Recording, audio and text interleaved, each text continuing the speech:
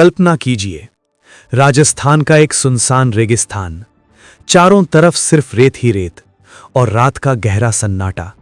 लेकिन उसी सन्नाटे को चीरते हुए अचानक दूर से टैंकों की गड़गड़ाहट सुनाई देती है, क्योंकि उस रात 2000 पाकिस्तानी सैनिक और करीब 60 टैंक भारत की एक छोटी सी पोस्ट को मिटाने के लिए बढ़ रहे थे।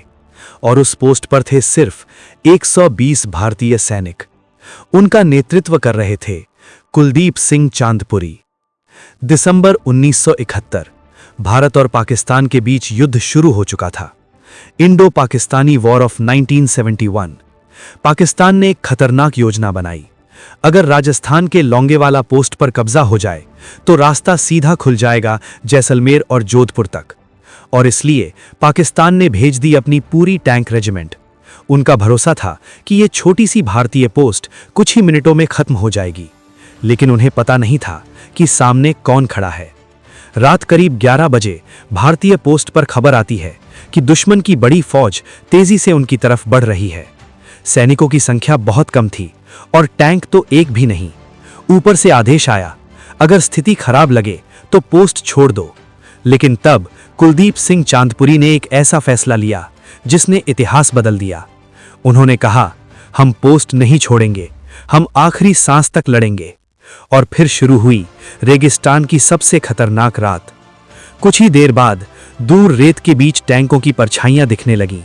पाकिस्तानी टैंक धीरे धीरे भारतीय पोस्ट को घेर रहे थे। उनकी संख्या इतनी ज्यादा थी कि रेत भी कांप रही थी। लेकिन भारतीय सैनिकों के पास था सिर्फ मशीन गन, राइफल और कुछ रॉकेट लॉन्चर। फिर भी उन्होंने फायरिंग शुरू कर दी। गोलियों की आवाज से पूरे रेगिस्तान में गूंज फैल गई। पाकिस्तानी टैंक लगातार आगे बढ़ने की कोशिश कर रहे थे, लेकिन एक बड़ी समस्या सामने आ गई।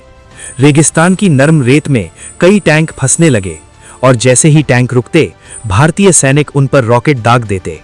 रात गहराती जा रही थी, लेकिन लड़ाई रुकने का नाम नहीं ले रही थी। हर मिनट ऐसा लग रहा था जैसे दुश्मन पोस्ट पर चढ़ जाएगा। लेकिन भारतीय सैनिक अपनी जगह से 1 इंच भी नहीं हिले।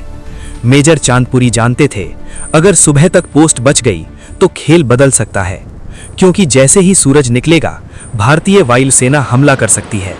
और इसलिए उन्होंने सैनिकों से कहा, बस सुबह तक टिके रहो। रात के हर मिनट में जिंदगी और मौत का फर्क था।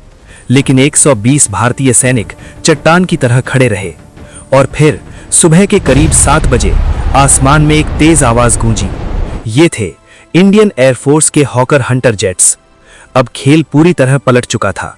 हंटर जेट्स ने एक के बाद एक पाकिस्तानी टैंकों पर हमला शुरू कर दिया। रेगिस्तान में हर तरफ आग और धुआं फैल गया। टैंक एक एक करके जलते हुए लोहे के ढेर बनते गए।